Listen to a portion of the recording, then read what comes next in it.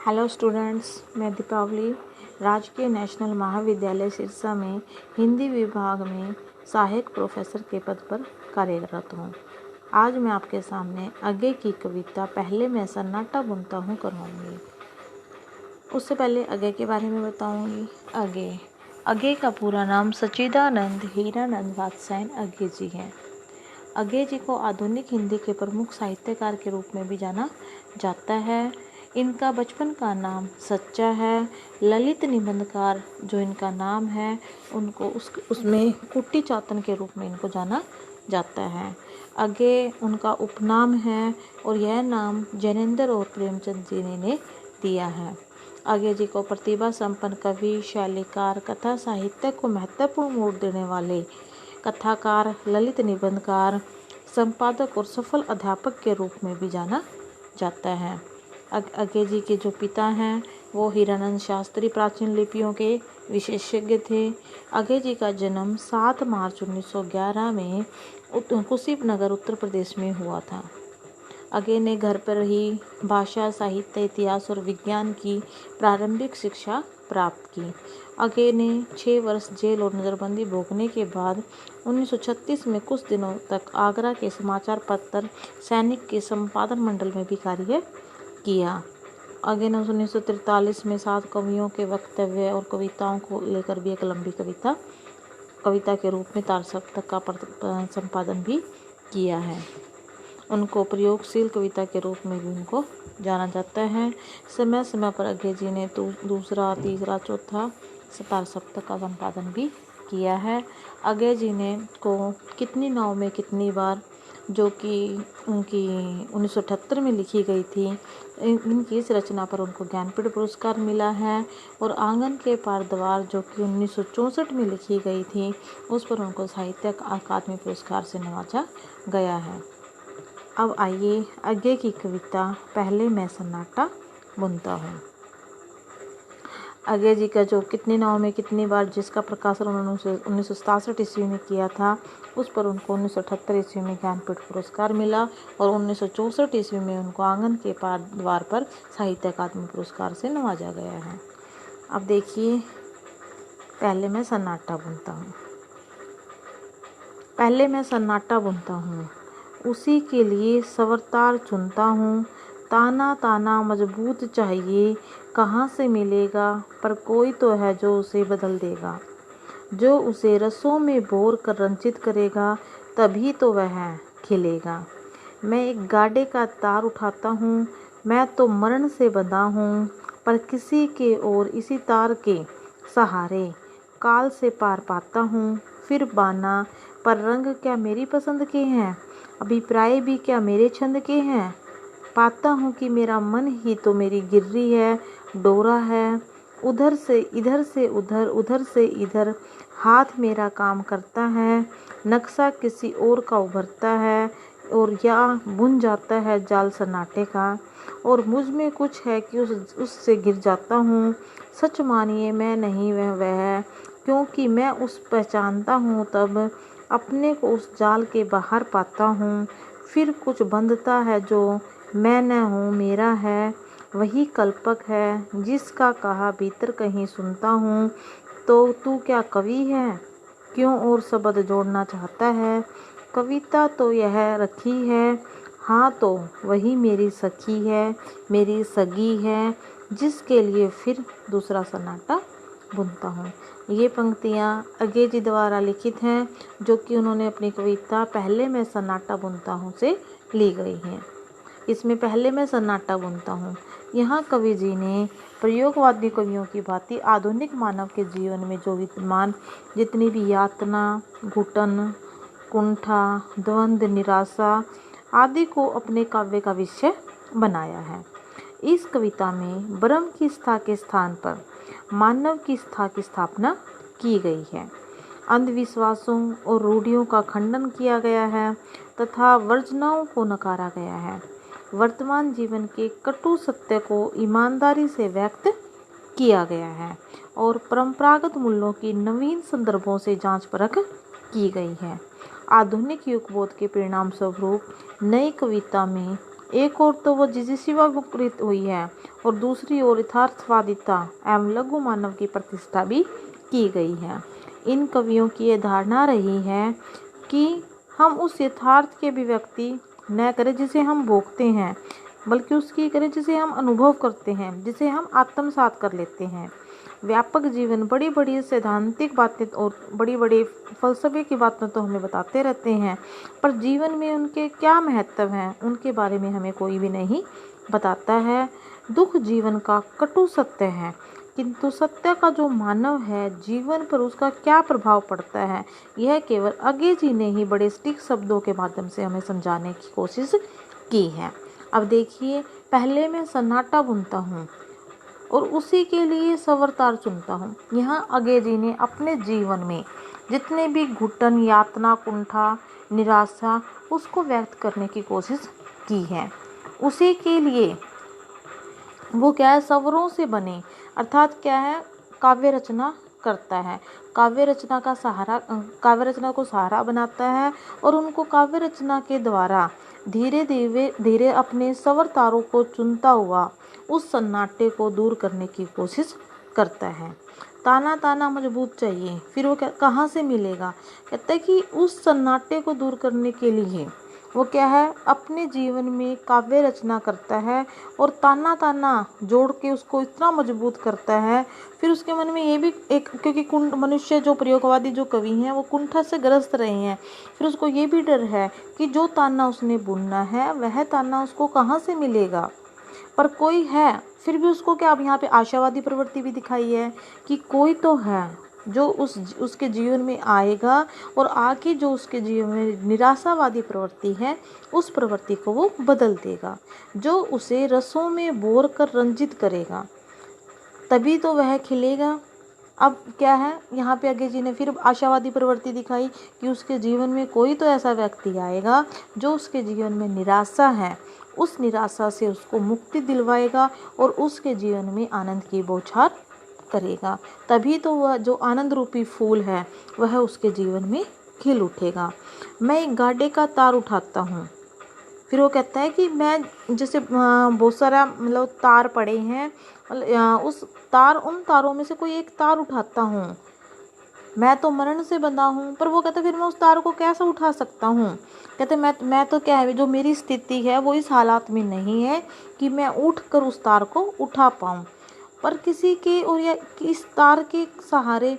फिर कहता है पर मैं क्या पता, मैं किसी दूसरे के सहारे उस काम को मैं कर पाऊँ, और मैं क्या है जो काल से पार पाता हूँ।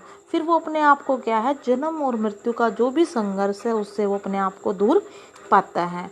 फिर बानना पर फिर उसके मन में एक विचार और आता है आगे जी के मन में कि जो वो बानना बन रहा है, वो बाना जो रंगों का है, जो बाना वो बन रहा है, जो फ्रेम वो बनाना चाहता है, जो उसके दिमाग में चल रहा है, फिर उसमें क्या जो भी रंग होंगे क्या वो मेरी पसंद के होंगे, अभिप्राय भी क्या, और जो मैं अपने काव्य रचना करूँगा क्या उस काव्य रचना में जो छंद मैं डालूँगा, जो बातें मैं डालूँगा, क्या वो मेरे अनुसार होंगी? पाता हूँ कि मेरा मन ही तो गिर्री है, डोरा है। फिर वो अपने आप को क्या कहता है कि मेरा मन भी तो क्या है, बदलता रहता है, कभी कुछ चाहता है, कभी कुछ करता रहता है, क्योंकि मनुष्य का जो मन है वो चंचल है, वो एक स्थान पर टिक कर कभी भी नहीं रहता है। इधर से उधर, उधर से इधर हाथ मेरा काम करता है। जैसे हम अपने घरों में जैसे दरिया बनाते थे, कोई भी काम करते थे, तो उसमें मनुष्य जो मैंने भी देखा है कि जब घर में गांव में महिलाएं काम करती हैं तो वो जैसे कोई भी जैसे दरिया बनाते हैं तो उसमें अपने हाथ डालती हैं, बार बार फटाफट डालती हैं, ताकि वो तारों से बना हुआ जो धागे हैं उनसे बना हुआ एक फ्रेम फटाफट डाल लें और एक दरी का रूप जो धारण कर ले। फिर कहते हैं कि वो फटाफट इधर से उधर हाथ उसका काम कर रहा है और नक्शा किसी और का, लेकिन फिर जैसे ही वो काम करता तो काम करेगा, जब भी हम कोई काम करेंगे उसका कोई ना कोई परिणाम तो हमारे सामने आएगा।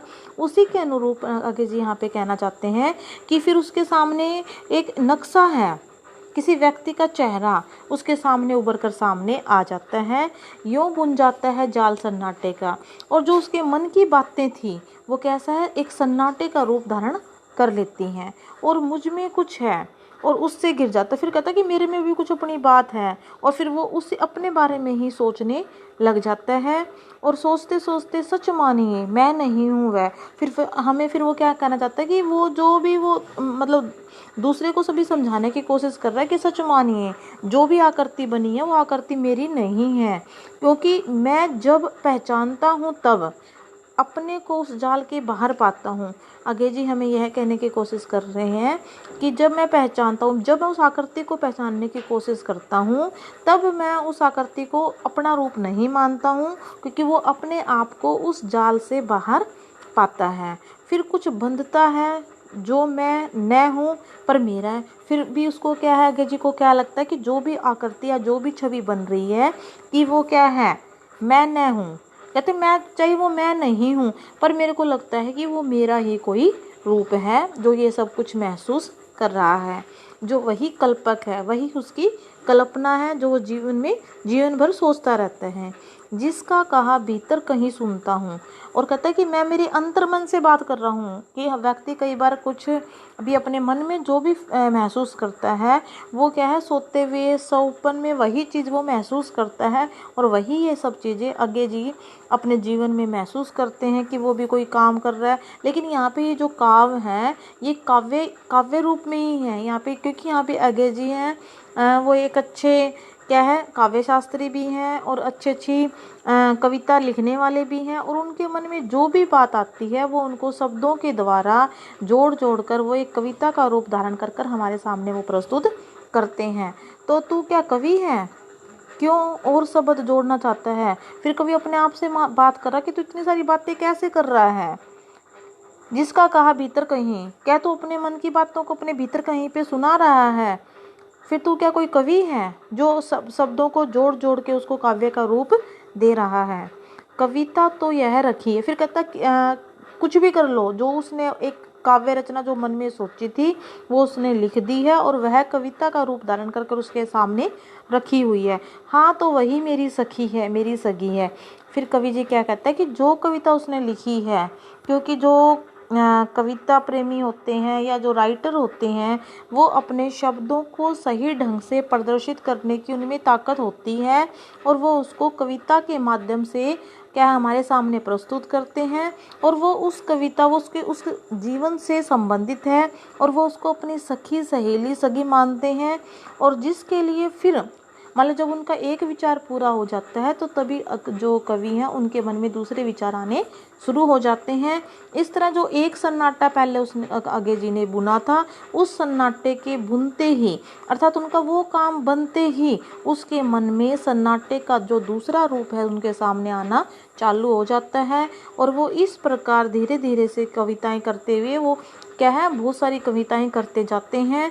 लेकिन यहाँ पे क्या है, अगे जी ने अपने अंदर की जो घुटन यातना जो द्वंद है उसको दिखाने की कोशिश की है।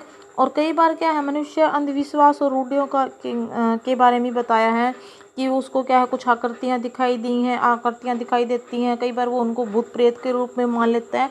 उन सब का भी यहाँ पे खंडन करते हुए वो दिखाई दिए हैं। और यहाँ पे एक यथार्थवाद भी है, जो जीवन में जो कवि हैं भोगते हैं, जो अनुभव करते हैं, जिन्हें वो महसूस करते हैं, उन्हीं को वो क्या है काव्य रचना के द्वारा हमें हमारे सामने प्रस्तुत करते हैं और हमें समझाने की कोशिश करते हैं।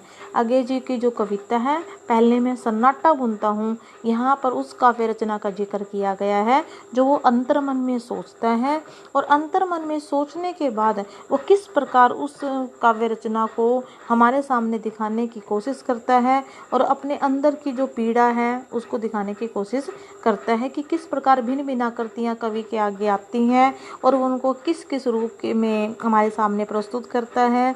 और क्या है कि जो धीरे धीरे जो काव्य रचनाएं की जाती हैं वो ऐसे ही कविताओं का रूप धारण नहीं करती हैं, उसके लिए कवि को बहुत अधिक मेहनत करनी पड़ती है।